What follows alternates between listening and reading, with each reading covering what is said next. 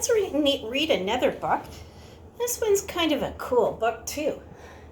I like the back of it where it says, see, this is the back. It says, once there was a boy, and one day he found a penguin at his door. Would you ever find a penguin at your door?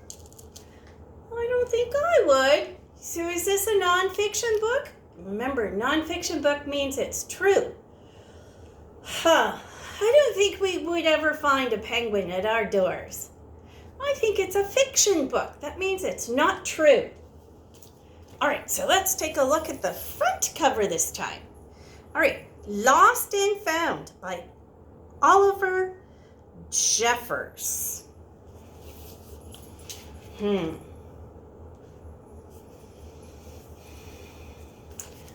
I sometimes like to take a look at this. This is cool too. This is kind of like an introduction to the book. It says, once there was a boy, and one day he found a penguin at his door. He didn't know where it came from or who it belonged to. The penguin looked sad, and the boy thought it must be lost, so he decided to help it find its way home, even if that meant rowing all the way to the South Pole. A heartwarming story. So that means it's going to warm your heart. It makes you feel good, just like filling a bucket, hey? It's a warm fuzzy. Lost and Found, Oliver Jeffers. And this is the title page. Once there was a boy, and one day he found a penguin at his door.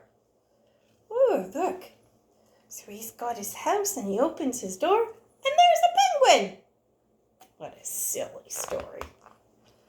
I wouldn't mind finding a penguin at my door. The boy didn't know where it had come from, but it began to follow him everywhere. Penguin didn't know where to go, so he just followed the boy. The penguin looked sad, and the boy thought it must be lost.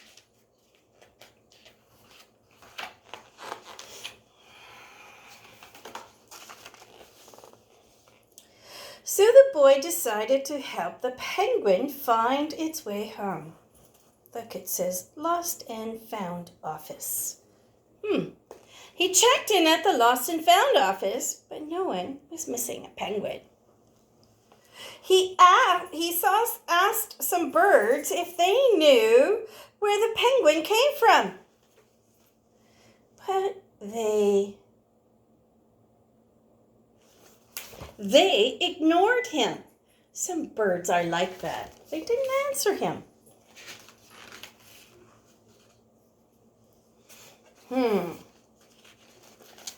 The boy asked his duck. Looks like a pet duck, hey?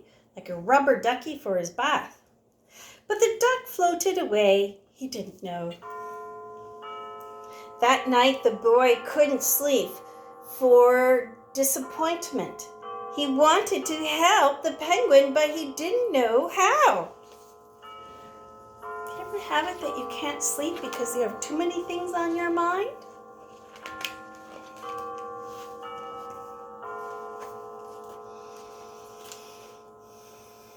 The next morning, he discovered that penguins come from the South Pole. But how could he get there?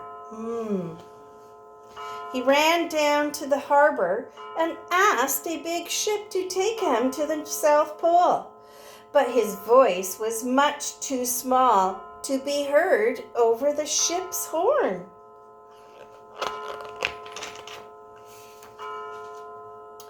So together, he and the penguin would row to the South Pole.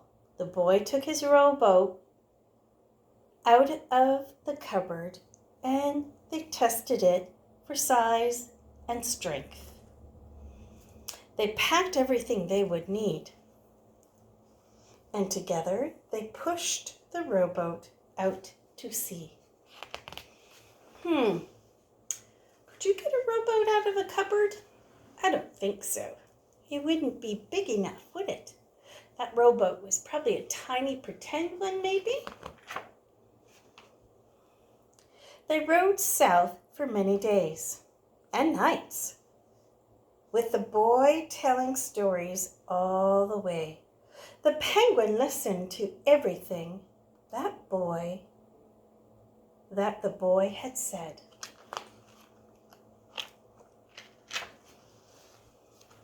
They floated through good weather and bad, when the waves were big as mountains, until they came to the South Pole. The boy was delighted, but the penguin said nothing. Suddenly it looked sad again, as the boy helped it out of the boat.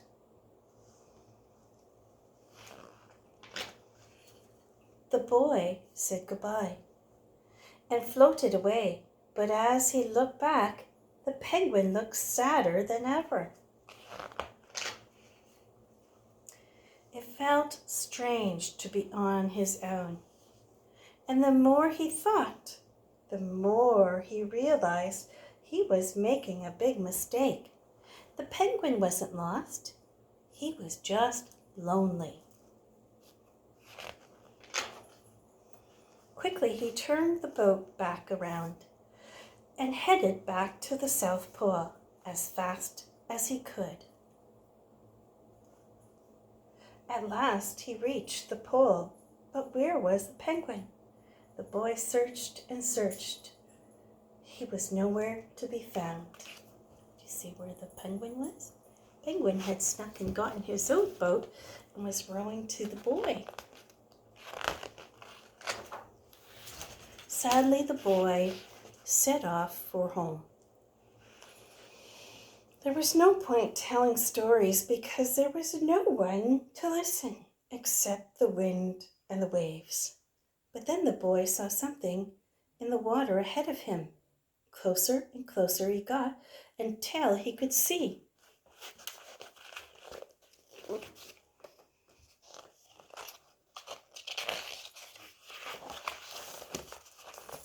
The penguin! See how happy they were? They missed each other. And so the boy and his friend went home together, talking of wonderful things all the way. And that's the end. And that's the end of our story. I hope you like it. Sometimes we feel lonely and we just need someone to talk to. And that's okay to have that feeling, right? For us to feel lonely inside, especially when we don't get to see our friends and play with them. But that's okay. We can pretend. Pretending is okay. Thank you, boys and girls, and we'll see you next time.